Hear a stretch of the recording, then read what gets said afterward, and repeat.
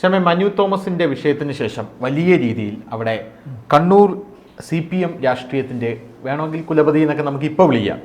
നമ്മുടെ P. Jayarajan പ്രതിരോധത്തിലായിട്ടുണ്ട്. P. Jayarajan അവിടെ പല കോണിൽ നിന്നും പല രീതിയിലുള്ള വിമർശനങ്ങൾ കേട്ടുകൊണ്ടിരിക്കുകയാണ്, പല രീതിയിലുള്ള ആക്രമണങ്ങൾ നേരിട്ടുകൊണ്ടിരിക്കുകയാണ്. മനു തോമസ് ഒതുങ്ങും എന്ന് വിചാരിച്ചിരുന്നെങ്കിലും P. ജയരാജനാണ് ഇപ്പോൾ ഒതുങ്ങാൻ പോകുന്നത് എന്നുള്ള പല കിംവദന്തികളും കരക്കമ്പികളും കേൾക്കുന്നുണ്ട്. എന്താണല്ലോ വസ്തുത? ഈ P. ജയരാജൻ അവിടുത്തെ ഈ വടക്കൻ പാട്ടുകളിലെ ഒരു ചേകവരുടെ ഒരു പരിവേഷമായിരുന്നു അദ്ദേഹത്തിന് ഉണ്ടായിരുന്നത്. 99 തിരുവോണ നാളിൽ ഇദ്ദേഹത്തെ വീട്ടിൽ കയറി വാള് വീശി കൊലപ്പെടുത്താൻ ശ്രമിച്ചവരെ ഒരു കസേര കൊണ്ട്, മിന്നൽ വേഗത്തിൽ വന്ന വാളിനെ ഒരു കസേര കൊണ്ട് തടുത്തു നിർത്തിയ ആളാണ് PJ എന്നാണ് അവിടെ പൊതുവെ പുറത്തു വരുന്ന, അവർ പറയപ്പെടുന്ന ഒരു കഥ. അതിനുശേഷമാണ് ഈ വീരപരിവേഷം അദ്ദേഹത്തിനുള്ളത്. അദ്ദേഹം പിന്നീട് ദീർഘകാലം ചികിത്സയിലിരിക്കുകയും അതിനേക്കാൾ പവറോടുകൂടി അദ്ദേഹം തിരിച്ചു വരികയും ചെയ്യുകയുണ്ടായി. 98 തന്നെ PJ അവിടുത്തെ CPMന്റെ സംസ്ഥാന കമ്മിറ്റി അംഗമാണ്. പക്ഷേ PJ വളർത്തിക്കൊണ്ടുവന്ന ഗൂഢസംഘം, PJ ഒരു ഗൂഢസംഘത്തെ അവിടെ വളർത്തിയെടുത്തു. ആ സംഘം പാർട്ടിക്ക് ഇപ്പോൾ ഒരു വലിയ ഭാരമായി അവിടെ മാറിയിട്ടുണ്ട്. പാർട്ടിയുടെ നേതാക്കളെ തന്നെ പ്രതികളാക്കി മാറ്റാൻ സാധിക്കുന്ന ഗുണ്ടാ സംഘങ്ങളാണ് അവിടെ ഇപ്പോഴുള്ളത്. PJ ആർമിക്കാർ, ഇപ്പോഴത്തെ റെഡ് ആർമി എന്ന് പറയുന്ന പഴയ PJ ആർമി. ഈ PJ ആർമിയെ 2019 പിടിച്ചു വരട്ടി റെഡ് ആർമിയാക്കി മാറ്റുകയും പാർട്ടി അതിനകത്ത് നിയന്ത്രണം കൊണ്ടുവരികയും ചെയ്തത്. പക്ഷേ അതിപ്പോഴും ഇത്തരത്തിലുള്ള ഈ ഗുണ്ടാ സംഘങ്ങളുടെ, ഈ കൊട്ടേഷൻ സംഘങ്ങളുടെ കയ്യിലാണ് ഇരിക്കുന്നത്. ഇപ്പോൾ അദ്ദേഹത്തിന് വന്നിരിക്കുന്നത്, അദ്ദേഹം പാർട്ടിയിൽ വലിയ പ്രതിസന്ധി നേരിട്ടത് 2016 കാലഘട്ടത്തിലാണ്. പിണറായി അധികാരത്തിൽ വരുമെന്നിരിക്കെ, പാർട്ടി എന്തായാലും ജയിക്കുമെന്നിരിക്കെ PJക്ക് മത്സരിക്കാൻ സീറ്റ് കൊടുത്തില്ല. PJ അന്ന് ഒരു ഇരവാദം, ഈ PJയുടെ ആർമിക്കാരെല്ലാവരും ഇരവാദം PJക്ക് കൽപ്പിച്ചു കൊടുത്ത് ഇദ്ദേഹത്തിന് പാർട്ടിയിൽ വലിയ പ്രതിസന്ധി ഉണ്ടാക്കിയെടുത്തു. പക്ഷെ അന്ന് ഇദ്ദേഹത്തിൻ്റെ കൂടെ ആളുണ്ടായിരുന്നു. ഇന്ന് നേരിടുന്ന ആരോപണം ചെറുതല്ല. ഇന്ന് നേരിടുന്ന ആരോപണം അഴിമതിയിലൂടെ കാശുണ്ടാക്കി, സ്വർണം പൊട്ടിക്കലിലൂടെ കാശുണ്ടാക്കി എന്ന തരത്തിലുള്ള ആരോപണങ്ങൾ P. ജയരാജൻ എന്ന് പറയുന്ന അവരുടെ അവിടെ ജയരാജേട്ടൻ എന്നാണ് വിളിക്കാറുള്ളത്. ഈ ജയരാജേട്ടൻ വലിയ പ്രതിസന്ധി, ചരിത്രത്തിൽ ഇതുവരെ ഇല്ലാത്ത രീതിയിലുള്ള അദ്ദേഹത്തിൻ്റെ രാഷ്ട്രീയ ചരിത്രത്തിലെ ഏറ്റവും വലിയ പ്രതിസന്ധിയിലൂടെയാണ് PJ അവിടെ ഇപ്പോൾ കടന്നു പൊക്കോണ്ടിരിക്കുന്നത്. ഇദ്ദേഹം ഈ തെരഞ്ഞെടുപ്പിലെ, ലോക്സഭാ തെരഞ്ഞെടുപ്പിലെ തോൽവി ഇദ്ദേഹം എടുത്ത് കണ്ണൂരിലെ നേതാക്കളുടെ തലയിൽ വെക്കാൻ നോക്കിയപ്പോൾ കണ്ണൂരിലെ നേതാക്കളെല്ലാം കൂടെ ഇദ്ദേഹത്തെ തിരിച്ച് കൈകാര്യം ചെയ്യാൻ ഇറങ്ങിയതിൻ്റെ ഒരു ചിത്രമാണ് നമ്മൾ മനു തോമസിലൂടെ കണ്ടത്. ഈ മനു തോമസ് എന്ന് പറയുന്നത് അവിടുത്തെ ഒരു എന്താ പറയുക, ഒരു കോൺഗ്രസ് കുടുംബമാണ് അദ്ദേഹത്തിൻ്റെ. ചരിത്രം നോക്കിപ്പോയി കഴിഞ്ഞാൽ അദ്ദേഹത്തിൻ്റെ ഫാമിലി എന്ന് പറയുന്നത് കോൺഗ്രസ് കുടുംബമാണ്. അദ്ദേഹം SFIയിലൂടെ വന്നാണ് ഇടതുപക്ഷത്തിലേക്ക് വരികയും കണ്ണൂർ SN കോളേജിൻ്റെ ചെയർമാനായി മാറുകയും പിന്നീട് യൂണിവേഴ്സിറ്റി യൂണിയൻ ചെയർമാനായി മാറുകയും അതിനുശേഷം അവിടുത്തെ ബ്ലോക്ക് പഞ്ചായത്ത് പ്രസിഡന്റായി, DYFIയുടെ ജില്ലാ പ്രസിഡന്റായി ഒക്കെ വന്ന നേതാവ്. ഈ മനു തോമസിനോട് ജയരാജന് അടങ്ങാത്ത പകയാണ് മനു തോമസിനോടുള്ളത്. മനു തോമസ് ആരെയും മതിക്കാത്ത ഒരാളാണ് എന്ന ഒരു വിചാരമാണ് ഈ P. ജയരാജനുള്ളത്. അദ്ദേഹത്തിന് അവിടെയുള്ളവരെല്ലാവരും ഈ ജയരാജേട്ടനെ കണ്ടു കഴിഞ്ഞാൽ എഴുന്നേറ്റ് നിൽക്കണം എന്ന് ആഗ്രഹിക്കുന്ന ഒരു മനുഷ്യനാണ് ഈ P. ജയരാജൻ എന്ന് പറയുന്നത്. അപ്പോൾ ഇതേ ജയരാജനാണ് പണ്ട് അറിയില്ലേ പാർട്ടി സമ്മേളനത്തിൽ ബിംബം ചുമക്കുന്ന കഴുത എന്ന് VS വിളിച്ചത്. ഇതേ ജയരാജൻ തന്നെയാണ് പിന്നീട് വ്യക്തിപൂജ, അദ്ദേഹത്തിന്റെ പാട്ടൊക്കെ നൃത്തശില്പവും ആൽബവും ഇറങ്ങി, കണ്ണൂരിൻ താരകമല്ലോ, ചെഞ്ചോരപ്പൻ കതിരല്ലോ, നാടിൻ ജനനായകനല്ലോ എന്നൊക്കെ പാട്ടിറക്കി. ഭയങ്കര കോമഡി ഉണ്ട്. ഓരോ ആൾക്കാർ ഈ ബിംബപൂജക്കെതിരെ ഇറക്കുന്ന ആൾക്കാർ തന്നെയാണ് പിന്നീട് ബിംബപൂജ. VS അച്യുതാനന്ദന്റെ ജയരാജനെ എതിർത്തു, ജയരാജനെ പിണറായി എതിർത്തു, പിണറായി എതിർക്കാൻ ആരുമില്ല. 2016 ശേഷം ഇദ്ദേഹത്തിന്റെ പിണറായിയുമായിട്ടുള്ള നല്ല ബന്ധത്തിലല്ലല്ലോ, പിണറായിയുമായിട്ട് നല്ല ബന്ധത്തിലല്ല ഇദ്ദേഹത്തിന്. പിണറായി ആദ്യം അധികാരത്തിൽ കയറുമ്പോൾ ആഭ്യന്തരമന്ത്രിയാകും എന്നൊക്കെ പറഞ്ഞ് ഈ ഗ്രൂപ്പുകളിലൊക്കെ വലിയ പ്രചാരണം. ആഭ്യന്തരമന്ത്രി ആയിരുന്നെങ്കിൽ അവൾ അവസ്ഥയൊന്നും ആലോചിച്ച് നോക്ക്. ഇദ്ദേഹത്തെ പിടിച്ച് ആഭ്യന്തരമന്ത്രി ആക്കുന്നതിനേക്കാൾ നല്ലത് ആ കൊടിസുനിയെ പിടിച്ചോണ്ട് വരുന്നതാണ്. കൊടിസുനിയെ ഇവരുടെ ഏതെങ്കിലും പാർട്ടി ഗ്രാമത്തിൽ നിർത്തി ജയിപ്പിച്ചു കൊണ്ടുവരുന്നതായിരിക്കും. അങ്ങനെ പറഞ്ഞ ക്രിമിനലാണോ അദ്ദേഹം? അവിടെ കാട്ടിക്കൂട്ടിയ അദ്ദേഹം 2010 ഡിസംബറിൽ പി ശശിക്ക് പിന്നാലെയാണ് കണ്ണൂർ ജില്ലാ സെക്രട്ടറി ആയിട്ട് പി ജയരാജൻ അവിടെ വരുന്നത്. അവിടെ നിന്നിങ്ങോട്ടുള്ള കണക്കെടുക്ക്, എത്ര കൊലപാതകങ്ങൾ, എത്ര ഇദ്ദേഹത്തിന്റെ പിന്നെ എത്രയിടത്ത് ഇദ്ദേഹത്തിന്റെ പേര് വന്നു. അരിയിൽ ഷുക്കൂറിനെ എന്തിനാണ് പരസ്യ വിചാരണ നടത്തി കൊന്നത്? 2012 അരിയിൽ ഷുക്കൂറിനെ കൊല്ലാനുള്ള കാരണം പിന്നെ പരസ്യ വിചാരണ നടത്തിയിട്ട് ഇദ്ദേഹത്തിന്റെ വാഹനത്തിൽ കല്ലെറിഞ്ഞെന്ന് പറഞ്ഞിട്ടല്ലേ? ഇദ്ദേഹത്തിന്റെ വാഹനത്തിൽ കല്ലെറിഞ്ഞെന്ന് പറഞ്ഞാണ് അരിയിൽ ഷുക്കൂറിനെ കൊലപ്പെടുത്തുന്നത്. അതുപോലെ പിന്നെ ഇദ്ദേഹത്തിന്റെ പിന്നെ TPയുടെ കേസ്, TP 51 വെട്ടി കൊലപ്പെടുത്തിയപ്പോൾ ഇദ്ദേഹത്തിന്റെ പേര് വന്നല്ലോ. ഇദ്ദേഹത്തിന്റെ പേര് വന്നു.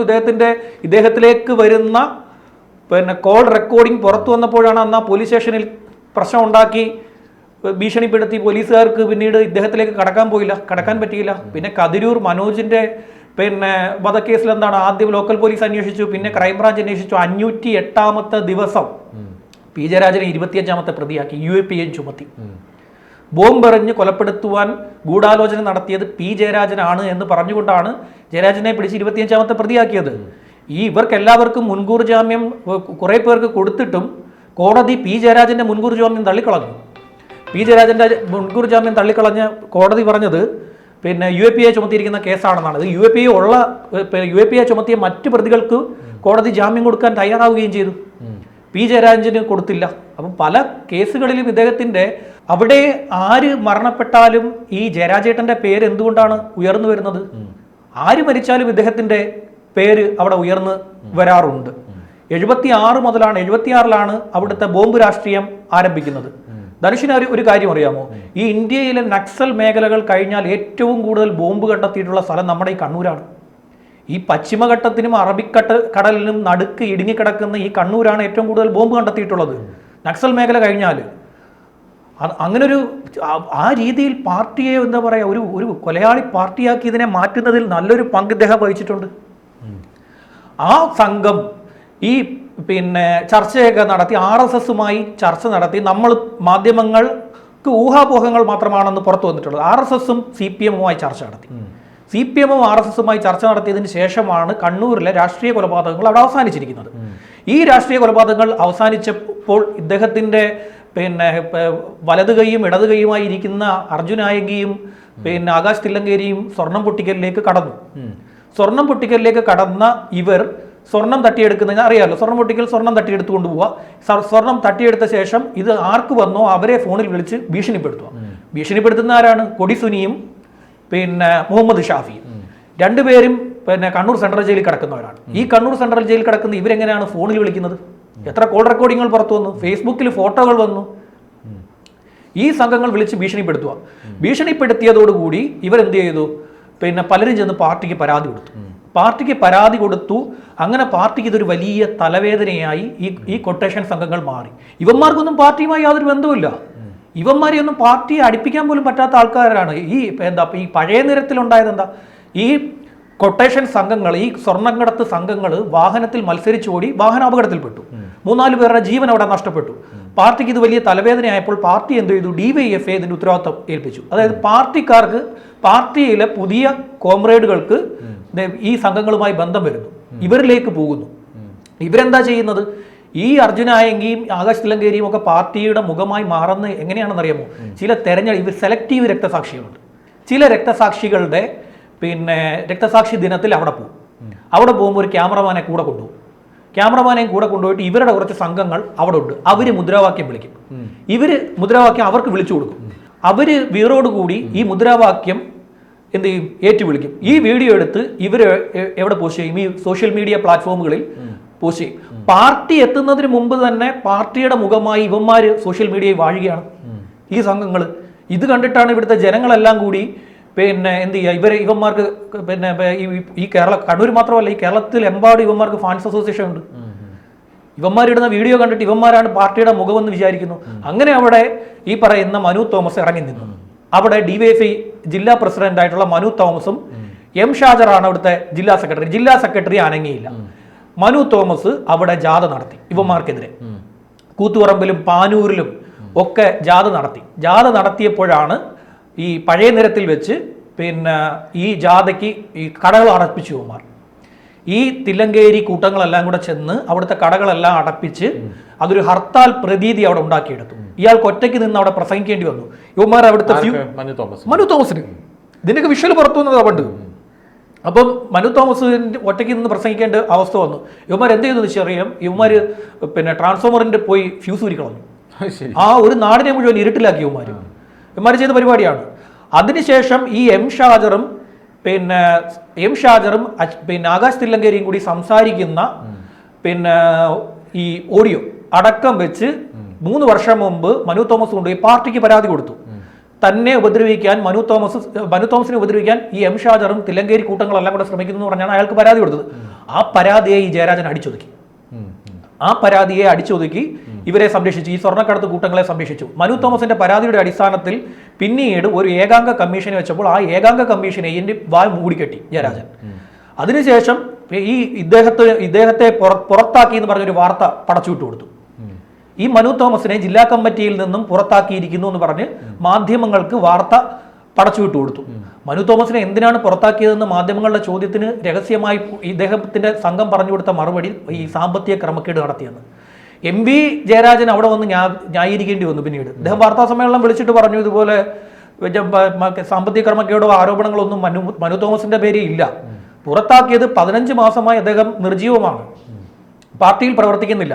സ്വാഭാവികമായും ഈ പറയുന്ന സ്കൂട്ടണി നടക്കുന്ന സമയത്ത്, മെമ്പർഷിപ്പ് ക്യാമ്പയിൻ നടക്കുന്ന സമയത്ത് ജില്ലാ കമ്മിറ്റിയിൽ അപേക്ഷ കൊടുക്കാത്ത ഒരാളെ എങ്ങനെ ജില്ലാ കമ്മിറ്റിയിൽ നിർത്തും? അതുകൊണ്ടാണ് പാർട്ടിയുടെ പ്രാഥമിക അംഗത്വത്തിൽ നിന്ന് അദ്ദേഹം പുറത്തുപോയി. അല്ലാതെ അദ്ദേഹത്തിനെതിരെ ഒരു ആരോപണവുമില്ല. ഇവന്മാർ ഇദ്ദേഹത്തിന്റെ സംഘം പടച്ചുവിട്ട കഥ എന്ന് പറയാം, വലിയ സാമ്പത്തിക ക്രമക്കേട് നടത്തുന്നു എന്ന്. ഞാനിത് അന്വേഷിച്ചപ്പോൾ എന്താണെന്ന് അറിയാം, ഇദ്ദേഹത്തിന് ഒരു കേക്ക് യൂണിറ്റ് ഉണ്ട്. ഈ ബർത്ത്ഡേ കേക്കുകൾ പിന്നെ ഉണ്ടാക്കി ആവശ്യക്കാർക്ക് ഓർഡർ സ്വീകരിച്ച് ഇത് കൊണ്ടു കൊടുക്കും. ഇവന്മാർ നടത്തുന്ന സ്വർണം പൊട്ടിക്കലാണ് ഇവന്മാർ നടത്തിയത്. അദ്ദേഹം ഒരു മാന്യമായ ജോലി ചെയ്താൽ ജീവിക്കുന്നത്. അദ്ദേഹത്തിന് ജില്ലാ കമ്മിറ്റി അംഗമായിട്ടുള്ള മനു തോമസിന് പോയി പാർട്ടിയോട് ആവശ്യപ്പെടാം, ഏതെങ്കിലും ഒരു സഹകരണ സംഘങ്ങളിൽ തനിക്കോ തന്റെ കുടുംബാംഗങ്ങൾക്ക് ആർക്കെങ്കിലും ജോലി കൊടുക്കണമെന്ന് പറയും. ഈ പി ജയരാജന്റെ ഭാര്യയ്ക്ക് ജോലി കൊടുത്തിട്ടുണ്ട്, പാർട്ടി ജോലി കൊടുത്തിട്ടുണ്ട്. ഇവ വലിയ വീട് വെച്ചിരിക്കുന്നു. എങ്ങനെ വെച്ചു? ഇദ്ദേഹം പടച്ചുവിട്ടി എന്താണ്? ഇവിടെ പറഞ്ഞു പരത്തിയ കഥ എന്താണ്? അദ്ദേഹവും അദ്ദേഹത്തിന്റെ കുടുംബവും പാർട്ടിയുടെ ഒന്നും വാങ്ങിയിട്ടില്ല. വലിയ വീട് വെച്ച എങ്ങനെയാണ്? അതിന് കാരണമായി ജെയിൻ പറയുന്നത് അദ്ദേഹത്തിന് ഗൾഫിൽ പെയിന്റ് അടിയാണ്. പെയിന്റ് അടിച്ചിട്ട് എങ്ങനെ ഇത്രയും വലിയ വീട് വെക്കുന്നത്? പെയിന്റ് അടിച്ചിട്ട് എങ്ങനെ ഇത്രയും വലിയ വീട് വെച്ചത്? ഇദ്ദേഹത്തിന് ഒന്നും കിട്ടിയില്ല എന്ന് പറയുന്നു. ഇദ്ദേഹത്തിന് ഇപ്പോൾ ചെറിയാൻ ഫിലിപ്പ് എടുത്ത് കളഞ്ഞാണ് ഖാദി ബോർഡ്. വേണ്ട, അന്ന് ചെറിയാൻ ഫിലിപ്പ് പറഞ്ഞ കസേരയാണ് ഇപ്പോൾ ഒടുവിൽ ഇദ്ദേഹത്തിന് കിട്ടിയിരിക്കുന്നത്. ഒതുക്കിക്കൊണ്ടിരിക്കുകയാണ് പാർട്ടിക്ക് ഇതൊരു വലിയ ഭാരമായി ഇദ്ദേഹം അവിടെ മാറിയിട്ടുണ്ട്. പാർട്ടി അത് തിരിച്ചറിയുകയും ചെയ്യുന്നുണ്ട്. കാര്യം പുതുതായി വരുന്ന കോമ്രേഡുകൾ, പുതിയ സഹാക്കന്മാരായിട്ടുള്ളവരെല്ലാം പുറകെ പോകുന്നത് ഈ ഗുണ്ടാ സംഘങ്ങൾക്ക് പുറകെ പോകുന്നു. നല്ലൊരു നേതാവിനെ കിട്ടുന്നില്ല. ഈ എം ഷാജർ എന്ന് പറയുന്ന ജില്ലാ സെക്രട്ടറി ആയിരിക്കുന്ന ആള്, ഈ യുവജനക്ഷേമ ബോർഡിന്റെ, ഇദ്ദേഹം ആകാശ് തില്ലങ്കേരിയിൽ നിന്ന് സ്വർണം കമ്മീഷനായി സ്വർണം വാങ്ങിയിട്ടുണ്ടെന്നുള്ള ഓഡിയോ അടക്കമാണ് ഈ ഇദ്ദേഹം കൊണ്ട് പരാതി കൊടുത്തിട്ടുണ്ട്. ഇവരെയൊക്കെ സംരക്ഷിക്കുന്ന ആരാണ്? ഇദ്ദേഹമാണ്. ജില്ലാ സെക്രട്ടറി ആവേണ്ടത് മനു തോമസ് ആയിരുന്നു. ഡിവൈഎഫ്ഐയുടെ ജില്ലാ സമ്മേളനത്തിൽ ഡിവൈഎഫ്ഐയുടെ ജില്ലാ സെക്രട്ടറി ആകേണ്ടത് മനു തോമസ് ആണെന്നിരിക്കെ അദ്ദേഹത്തെ വെട്ടിയിട്ടാണ് എം ഷാജറിനെ പിടിച്ച്. അദ്ദേഹത്തെക്കാൾ ജൂനിയറാണ് എം ഷാജർ, അദ്ദേഹമാണ് ചെയ്തത്. കാര്യം നല്ലൊരു നേതാവ് ഇപ്പോൾ പുറത്തുപോയില്ലേ, ഇവരുടെ പുറത്തുപോയ നേതാവിനെ പാർട്ടി തള്ളിപ്പറയുന്നില്ല എന്നിരിക്കെ ഇദ്ദേഹം ഫേസ്ബുക്കിൽ പോസ്റ്റ് ഇട്ടു, വലതുപക്ഷ രാഷ്ട്രീയത്തിന്റെ ആളാന്നൊക്കെ പറഞ്ഞിട്ട്. ഇതിന് ഇദ്ദേഹത്തിന് 2016 മുതലേ പാർട്ടി കൈകാര്യം ചെയ്യുന്നുണ്ട്. അങ്ങനെയാണ് IRPC കൊണ്ടിരുത്തിയത്. IRPC എന്ന് പറയുന്ന ഒരു സംഘടന, പാർട്ടിയുടെ സംഘടനയുടെ ചുമതല ഇദ്ദേഹത്തിന് നൽകിക്കൊണ്ട് ഇദ്ദേഹത്തെ പിന്നെ നിർത്തിയ സമയത്ത് ഇദ്ദേഹം എന്ത് ചെയ്തു വെച്ചാൽ DYFഐ കൂട്ടുപിടിച്ചിട്ട്, ഇതൊരു സാന്ത്വന പരിപാടിയാണ്, സാന്ത്വന പരിചരണ കാര്യങ്ങൾ ചെയ്യുന്ന പരിപാടിയിലേക്ക് DYFഐ കൂട്ടുപിടിച്ചു. ആ DYFഐ കൂട്ടുപിടിച്ചപ്പോൾ പാർട്ടിയുടെ സെന്റർ അറിയാതെ ഇത് എന്തിനും നിങ്ങൾ ഇത് ചെയ്യുന്നു എന്നൊരു ചോദ്യം ഈ DYFഐ ജില്ലാ പ്രസിഡന്റ് ആയിട്ടുള്ള മനു തോമസ് ആണ്. ഇത് പറ്റില്ല എന്ന് പറഞ്ഞു. അങ്ങനെ ഈ യോഗത്തിൽ നിന്ന് ദേഷ്യം പൂണ്ടിട്ട് ഇദ്ദേഹം ഇറങ്ങിപ്പോയി. വളരെ വാശിക്കാരനാണ്. ദേഷ്യം പൂണ്ടിട്ട് ഇറങ്ങിപ്പോയി. ചുരുക്കം പറഞ്ഞാൽ ആ പാർട്ടിയെ മൊത്തത്തിൽ ഇദ്ദേഹം കണ്ണൂരിലെ പാർട്ടിയെ മൊത്തത്തിൽ കൊണ്ടു നിർത്തിയിരിക്കുന്നത് ഈ ഗുണ്ടാ സംഘങ്ങളുടെ കയ്യിലാണ് കൊണ്ടു കൊടുത്തിരിക്കുന്നത്. അവിടുത്തെ കൊലപാതകങ്ങളിൽ പല കേസുകളിലെയും ഒരുപാട് സ്ത്രീകൾ വിധവകളാകാനുള്ള കാരണവും ഒരുപാട് കുഞ്ഞുങ്ങൾ അച്ഛനില്ലാതാകാനുള്ള കാരണവും ഇദ്ദേഹമാണെന്നുള്ള ഗുരുതരമായിട്ടുള്ള ആരോപണം കണ്ണൂരിൽ ഉയർത്തുന്നുണ്ട്. ഇപ്പോൾ ഇവർക്ക് കൈയടിക്കുന്ന ഈ സംഘങ്ങൾ, ഈ തില്ലങ്കേരിക്കും ഇദ്ദേഹത്തിനുമൊക്കെ കൈയടിക്കുന്ന വിവിധ കേന്ദ്രങ്ങളിൽ സോഷ്യൽ മീഡിയ പ്ലാറ്റ്ഫോമുകളിൽ ഇരുന്ന് കൈയടിക്കുന്ന സംഘങ്ങൾക്കൊന്നും പാർട്ടിക്ക് 10 പൈസയുടെ ഗുണപ്പെടാത്തവരാണ്. ഞാൻ നേരത്തെ പറഞ്ഞതുപോലെ തന്നെ ഈ പാർട്ടിയെ മുന്നിൽ നിർത്തിക്കൊണ്ട് ഉടായിപ്പുകൾ കാട്ടി ജീവിക്കുന്ന, സാമ്പത്തികം ഉണ്ടാക്കുന്നു, സമ്പത്തുണ്ട്. ഈ ആകാശ് തെല്ലങ്കേരിക്കൊക്കെ നല്ല സമ്പത്തുണ്ടായിട്ടുണ്ട്. അവർക്ക് ഈ പാർട്ടിയുടെ മുഖം പിടിച്ചിട്ടാണ് ഈ സമ്പത്ത് എല്ലാം ഉണ്ടാക്കിയെടുക്കുന്നത്. ഏതായാലും നമ്മൾ പറഞ്ഞ് അവസാനിപ്പിക്കുന്നത് ഇദ്ദേഹം ഒരു കുലംകുത്തിയാണ് എന്ന കാര്യം പാർട്ടി പി ജയരാജൻ എന്ന് പറയുന്ന ഇവരുടെ ജയരാജേട്ടൻ ഒരു കുലംകുത്തിയാണ് എന്ന് പാർട്ടി തിരിച്ചറിഞ്ഞിരിക്കുന്നു. ആ കുലംകുത്തിക്ക് ദീർഘകാലം ഈ പാർട്ടിക്കൊപ്പം ഇനി ഒഴുകാൻ സാധിക്കില്ല.